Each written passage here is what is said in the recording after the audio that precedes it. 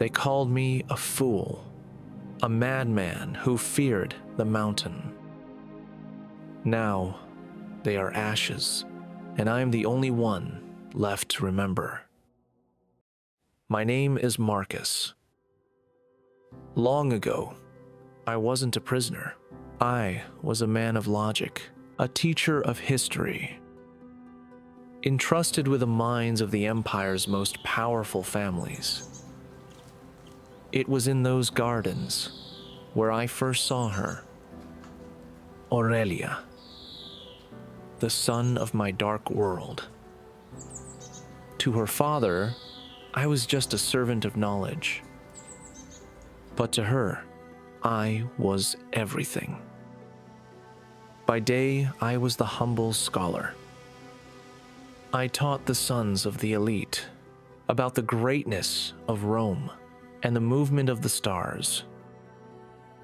I was a ghost in their grand halls, a servant of knowledge in a world that only cared for power and pleasure. But by night, I lived. We met where the shadows were deepest. Aurelia.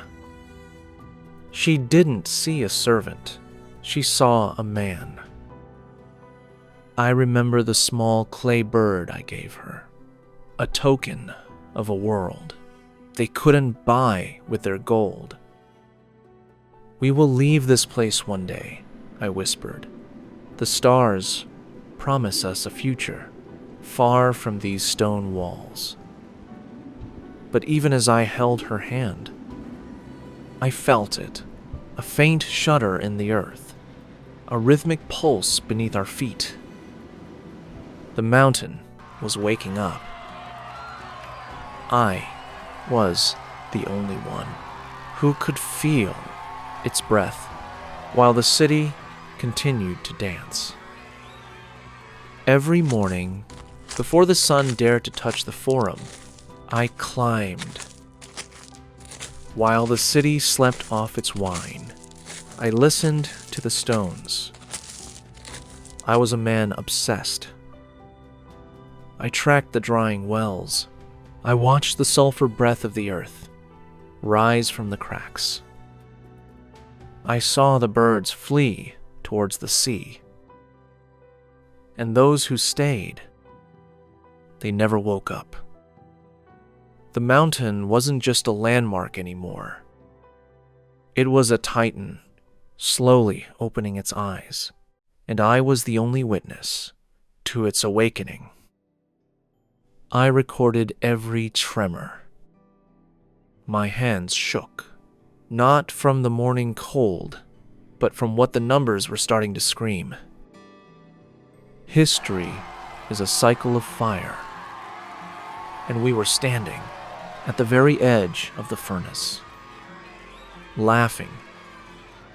I prayed to gods I didn't believe in, that my math was flawed, that I was the madman they said I was.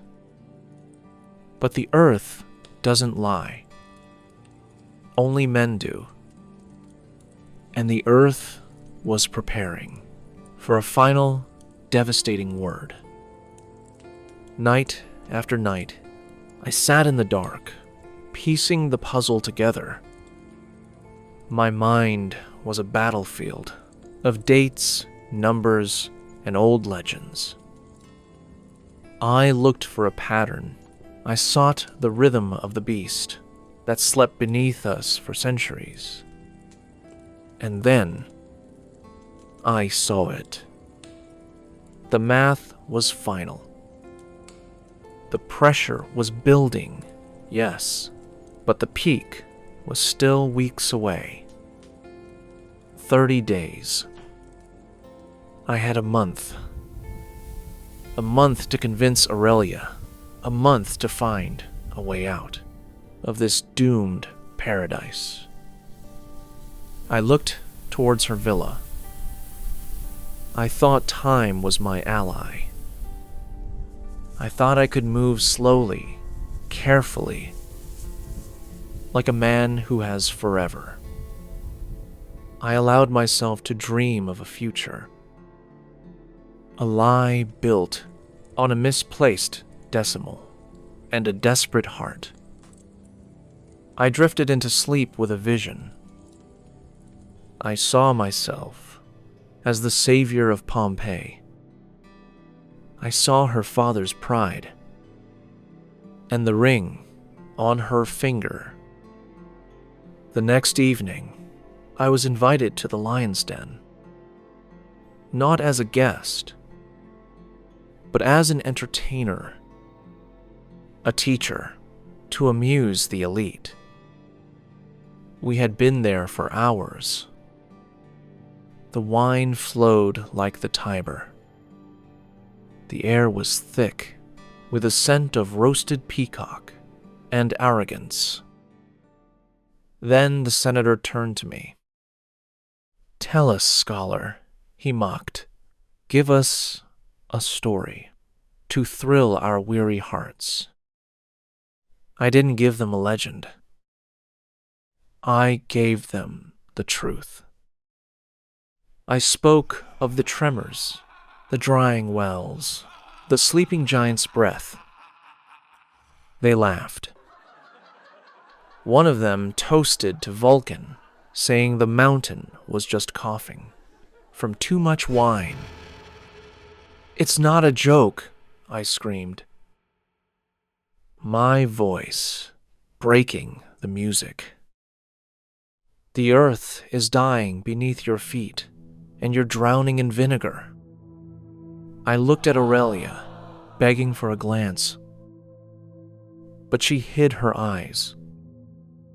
In that moment, I wasn't her hero. I was her deepest shame. "Enough," the senator roared. And just like that, I was back in the dirt. A madman who tried to save a city that didn't want to be saved. "Get out," he bellowed. The wine felt like blood on my skin. I wasn't just cast out of a house. I was cast out of humanity. I lay there in the mud, listening to their laughter. My truth was a burden they simply threw away. I crawled back to my shadows. A scholar with no pupils, a lover with no hope, a prophet with no followers. I sat in the dark, my body aching from the guards' blows.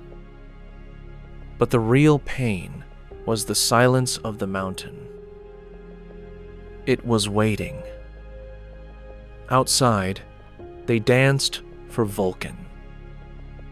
They celebrated the very fire that was already sharpening its teeth to devour them. A shadow at the door.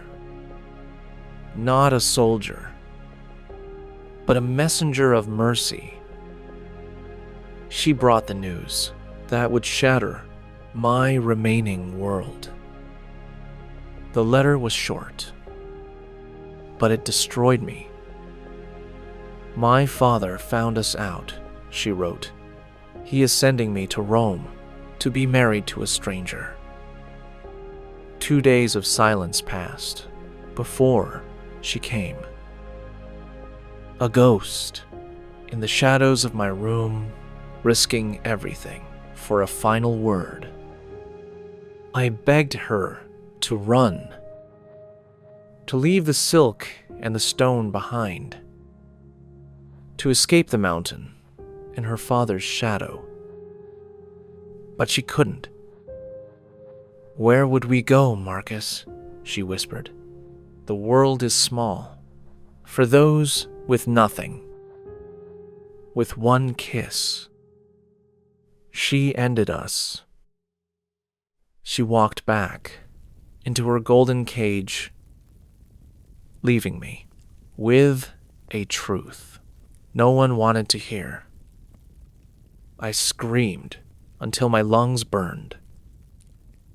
I threw everything I had at that door, but it wouldn't open. She was gone.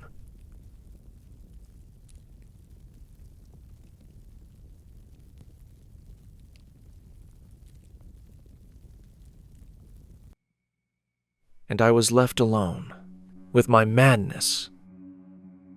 I fell into a dark fire. For 3 days, the fever consumed me, blurring the line between the mountain's heat and my own blood. In my dreams, I saw it again and again, the sky turning black, the city screaming, and I was always too late to catch her hand. The fever broke, but it left a hollow man behind. I had weeks, according to my math, but not a single second left in my heart. Aurelia, my son, I began. I was going where the earth meets the sky. They called me mad, but my only madness was loving you in a world built of stone and lies. If the mountain takes me, let my ashes find your path to Rome. I will be the wind that touches your hair one last time. Do not look back. This city is already a grave. I left my soul on that table. I didn't need my charts anymore. I only needed the silence of the peak. I turned my back on the sea and the ships. I began to climb towards the fire that promised to end the pain. I reached the high ridges, and there I saw the truth. Red veins of lava were already bleeding through the rocks. I sprinting down a steep, ash-covered slope. Vesuvius looming behind. Chaotic movement. I hammered on every door, my voice raw from screaming. Run, the fire is coming. But the streets of Pompeii remained silent and stubborn. I reached Aurelia's villa, desperate to tear her away from her father's pride. I threw myself against the gates, calling her name into the dark. But the gates didn't open for a savior. The senator's men fell upon me, their fists silencing my warnings, as they dragged me into the dirt. They dragged me through the dust to the jagged cliffs above the sea. I gasped for air, asking why. Why kill a man who only wants to save you? You insulted the senator's honor, they spat. In his world, that is a crime greater than a dying mountain.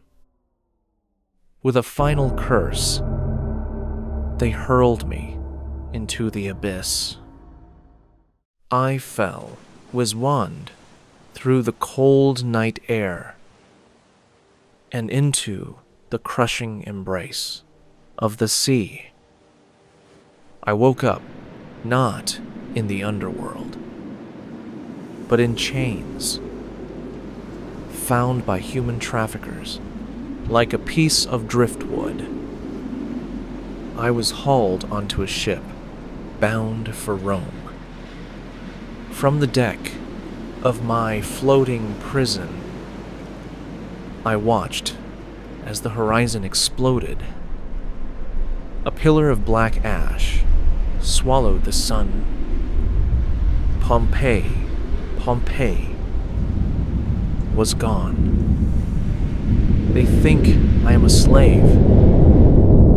They think I have lost everything. But I am the only witness left to tell you. The earth does not forgive. Now, here in this cell, I wait. My story is written in the ash of those who laughed